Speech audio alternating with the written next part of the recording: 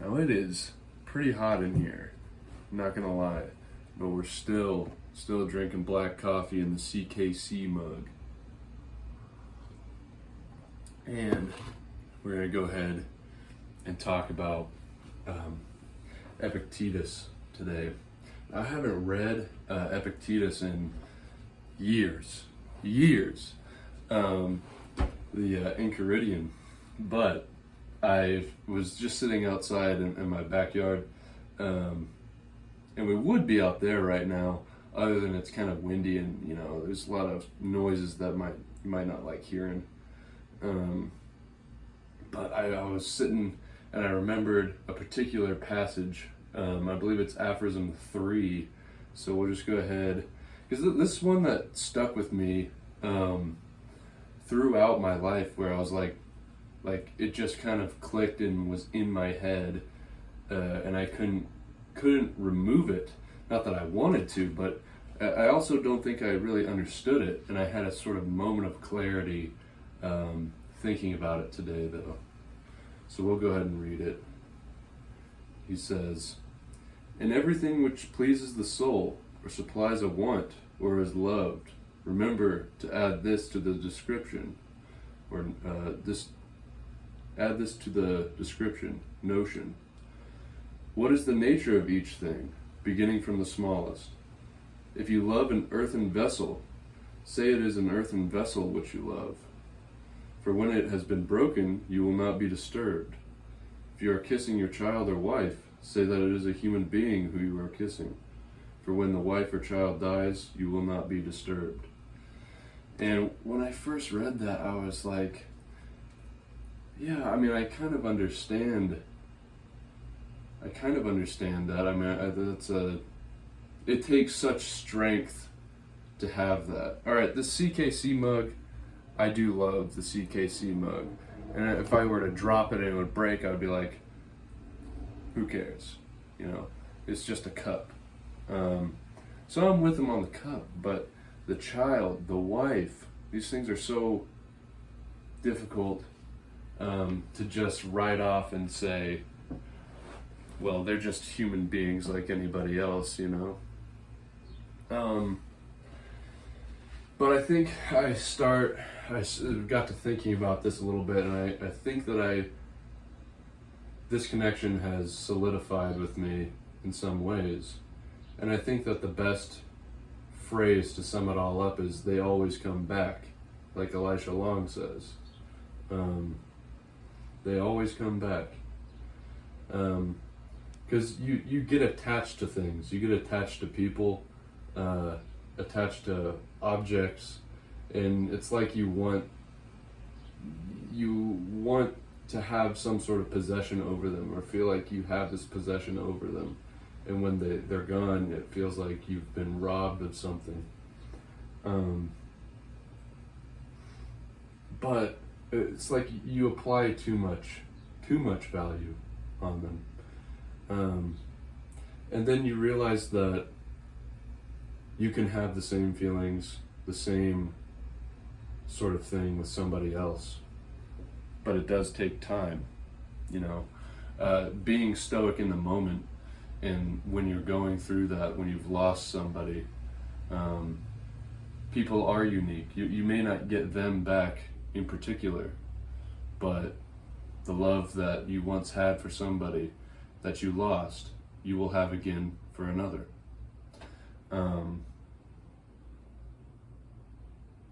So I was just thinking about that. That's what that made me feel. But let's start with the first aphorism. Let's go ahead and read this one. It's a longer one, so bear with the reading, my reading skills here. "Of things, some are inner power and others are not. Inner power are opinion, movement towards a thing, desire, aversion, turning from a thing, and in a word, whatever are our acts. Not in our power are the body, property, reputation, offices, i.e. Magisterial power, and in a word, whatever are not our own acts. So he's saying that you can control, what he's getting at is there are things that you can control and things that you can't control. What you can control is yourself, how you feel. And when it comes to other people, that's another story. So what you should do is worry about the things that are within your power, within your control. And the things in our power are by nature free, not subject to restraint or hindrance. But the things not in our power are weak, slavish, subject to restraint, in the power of others. Remember then that if you think the things which are by nature slavish to be free, and the things which are in the power of others to be your own, you will be hindered, you will lament, you will be disturbed, you will blame both gods and men. But if you think that only which is your own to be your own, and if you think that what is another's, as it really is, belongs to another, no man will ever compel you, no man will hinder you. You will never blame any man. You will accuse no man. You will do nothing against your will. No man will harm you. You will have no enemies, for you will not suffer any harm. If then you aim at such great things, remember that you must not attempt to lay hold of them with a small effort, but you must leave alone some things entirely and postpone others for the present.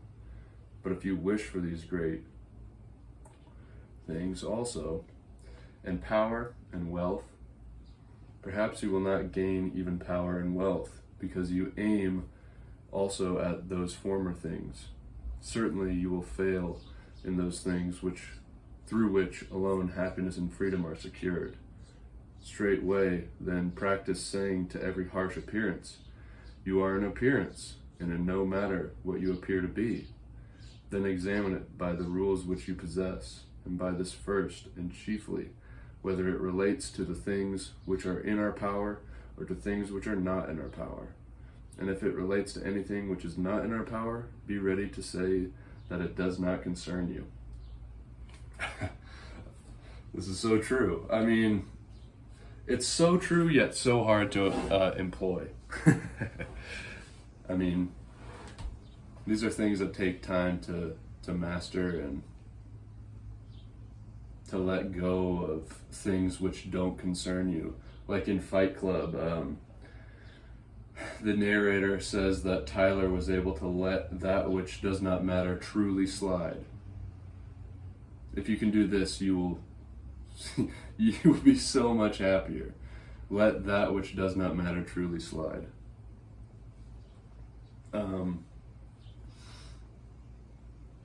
So then you got to figure out what doesn't matter, you know?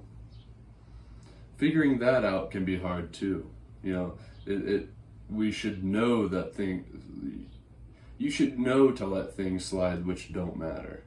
But figuring out what doesn't matter, I think that's a big part of it, you know, it's tough.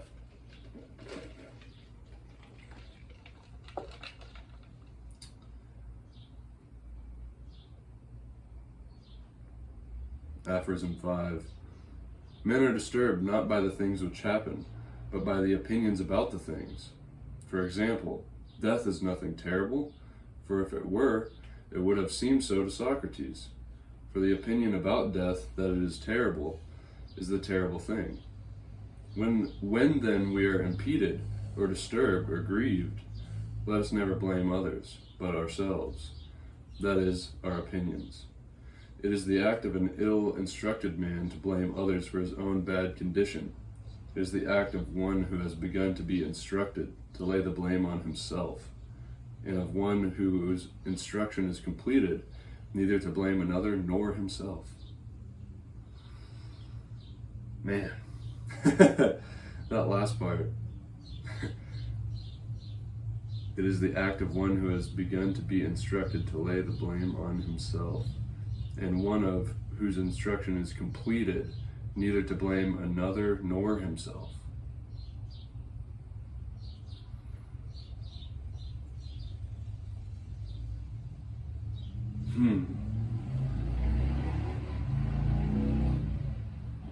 Because I think that there's definitely something to that. Um, I tend, in a lot of cases, to blame myself for things when something doesn't go right. I mean, a lot of the time, in any situation, the immediate instinct within me is to say, well, this just isn't fair, or this just, if it weren't for so and so doing X, then this wouldn't be a problem. But then I stop that thought and I think a little bit about it and say, well, hold on, before I cast stones, let me examine myself a little bit.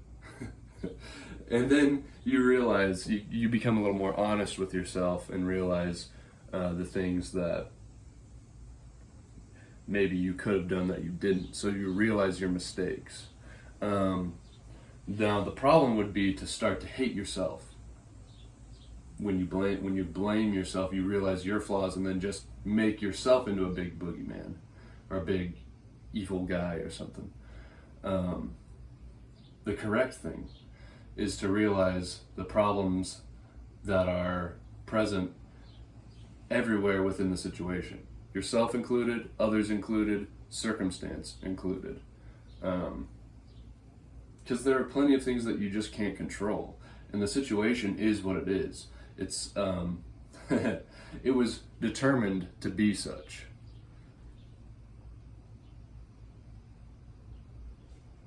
And so you have to realize where you made a mistake, realize where others made a mistake, and try to learn from it without blaming anybody. Hard thing to do.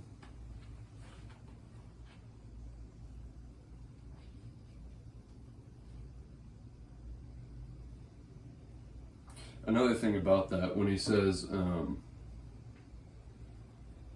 death is nothing terrible, for if it were, it would have seemed so to Socrates.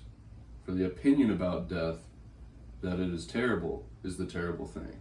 The only thing to fear is fear itself. Michael Segru said something pretty interesting about Socrates' death. In the Phaedo, the last lines that Socrates says is, I owe Asclepius a cock, which means when you are cured of a disease, you sacrifice a chicken, a cock, to Asclepius, who is the god of medicine. And so Nietzsche reads that as being life is a disease, right? But Michael's take on it is that there's another way to read it, and it's the fear of death is the disease. And so when Socrates is about to die, when about to put the cloth over his face and pass, he has been cured of the fear of death. And so I think maybe that's just a correlation that I'm making, but maybe that's what Epictetus was thinking too. I don't know.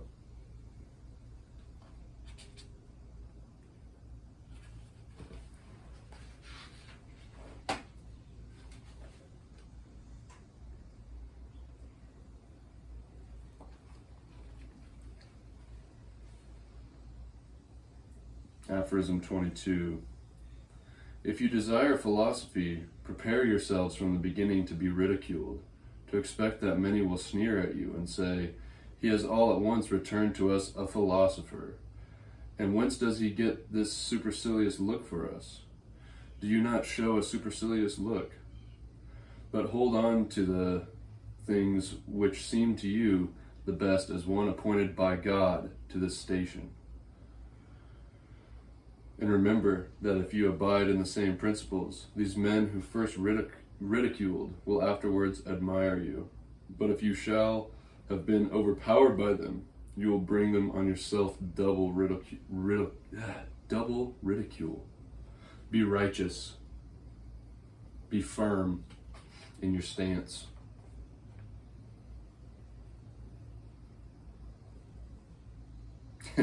Yeah.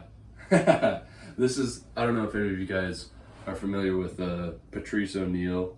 He used to make, like amazing comedian, but he had a radio show. It was like a dating advice radio show, and he's talking about women and within a relationship with women, that you have to be righteous. You don't have to. You have to be righteous in your actions. In other words, you have to 100% back up what you say. You have to be a man of your word. Let your yeses be yes and your noes be no. You gotta be righteous.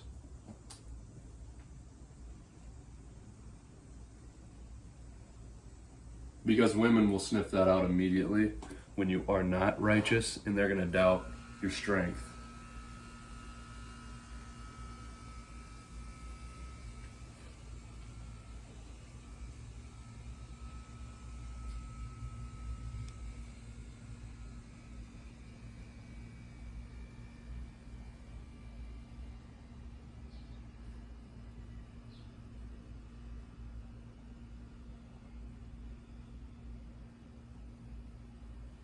What the heck? Women forthwith from the age of 14 are called by the men mistresses.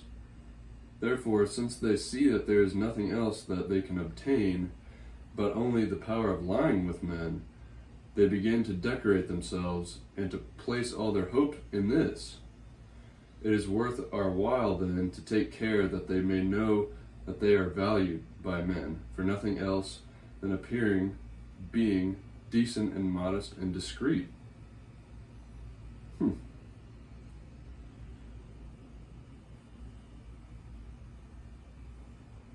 When any person treats you ill or speaks ill of you, remember that he does this or says this because he thinks that it is his duty. It is not possible then for him to follow that which seems right to you, but that which seems right to himself. Accordingly, if he is wrong in his opinion, he is the person who is hurt, for he is the person who has been deceived. For if a man shall suppose the true conjunction to be false, it is not the conjunction which is hindered, but the man who has been deceived about it. If you proceed then from these opinions, you will be mild in temper to him who reviles you. For say on each occasion, it seems so to him. Man, that's so good. That's so good. And that's such a good reminder because, yeah, I mean, especially reading people's comments, people,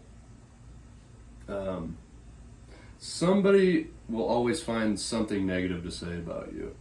And it is a little bit, like, for myself, I'm not used to hearing a lot of opinions about me, and the vast majority of them are super positive. And I love you guys. But some of them are just have that little dagger in them. Just little daggers. And of course there's all kinds of prescriptive actions and things that people want to beat you over the head, browbeat you with. You should be this way. You should be that way.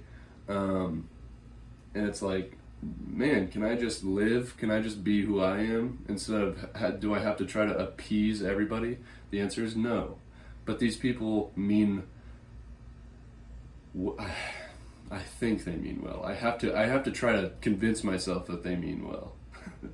I think a lot of them are malicious. I think some of them can be malicious about it, and they're trying to just force or impose this their will on you, to sort of possess you in a way. But they're just telling you what seems right to them, you know? So that's a really good reminder.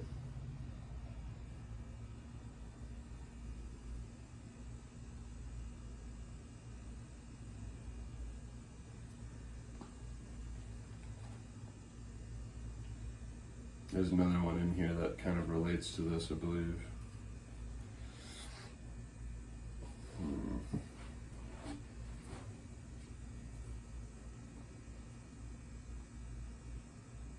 Okay, yep, right here. On no occasion call yourself a philosopher, and do not speak much among the the uninstructed. Let me just start over. On no occasion call yourself a philosopher, and do not speak much among the uninstructed about theorems, philosophical rules or precepts.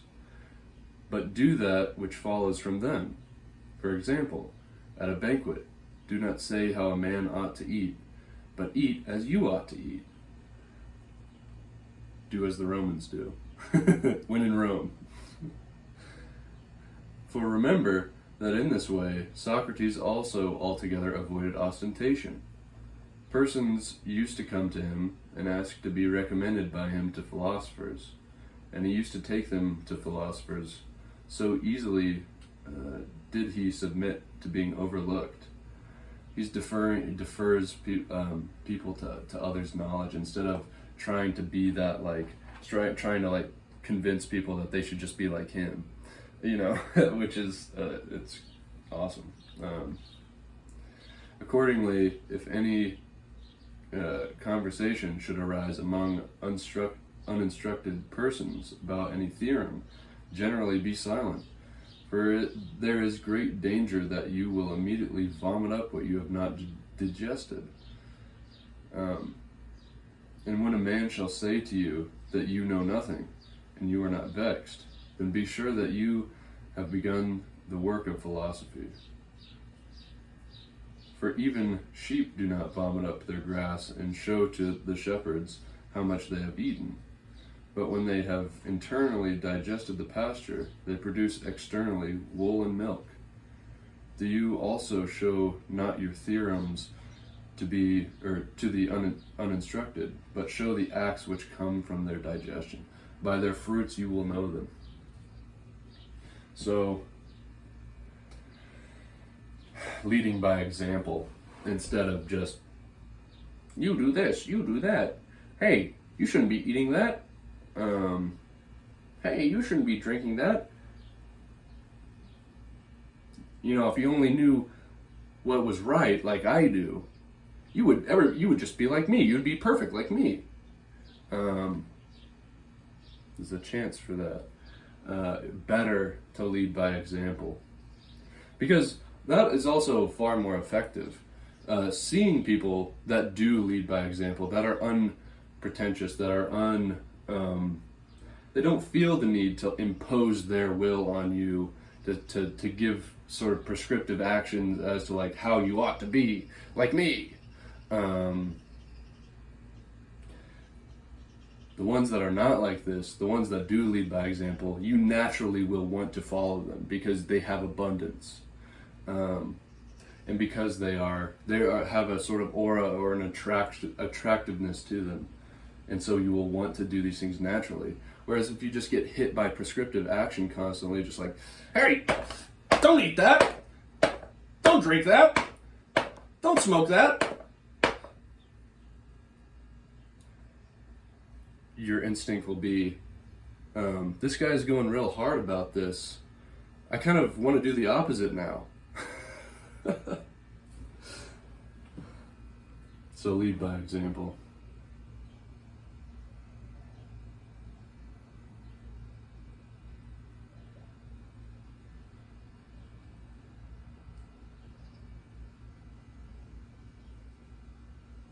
When at a small cost you are supplied with everything for the body, do not be proud of this. Nor, if you drink water, say on every occasion, I drink water. What? But consider first how much more frugal the poor are than we, and how much more enduring of labor. And if you ever wish to exercise yourself in labor and endurance, do it for yourself and not for others. Do not embrace statutes, but if you are ever very thirsty, take a draught of cold water and spit it out, and tell no man. Do not embrace statutes, but if you are ever very thirsty, take a draught of cold water and spit it out, and tell no man. Well, that just went over my head. I'm going to be completely honest with you.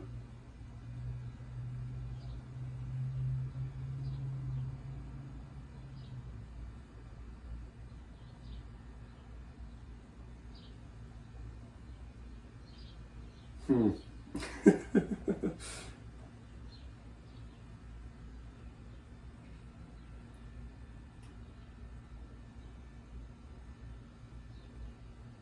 Here's one that I disagree with.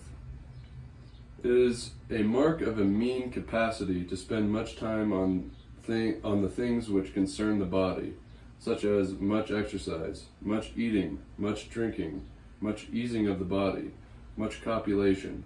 But these things should be done as subordinate things, and let all your care be directed to the mind. Now, I do actually agree with these things. These are subordinate things.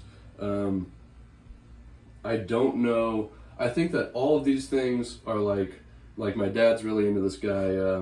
He's a surfer, Laird Hamilton, and he has an example of how your life is structured like a wheel. And all of these things, such as exercising, eating, drinking, relaxation, sex, these things are all spokes in the wheel, okay, as well as the mind. These things, they're all parts of the same wheel, and they all need to be realized. They all need to be there, because if you remove all of these things, some of these things, it's like, don't castrate yourself. You have sexual drives for a reason. Don't just fast on bread and water, or just don't eat because you need food to survive. This is part of being a living organism. You need to drink. You need relaxation. You can't work all the time. You can't grind all the time like David Goggins. I tape my shins, motherfucker! Don't tape your shins. You don't have to tape your shins. That's why you'll never be like me. That's why you don't understand me. That's why I hope you never do understand me.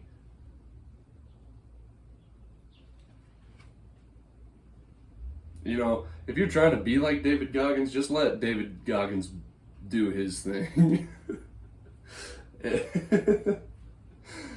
Because you're not David Goggins. You need to rest. You need to chill out a little bit. Take a nap. I don't trust you if you're taking naps. Man, I don't. James Bernthal. Is that his name? You're sleeping while everybody else is out here grinding.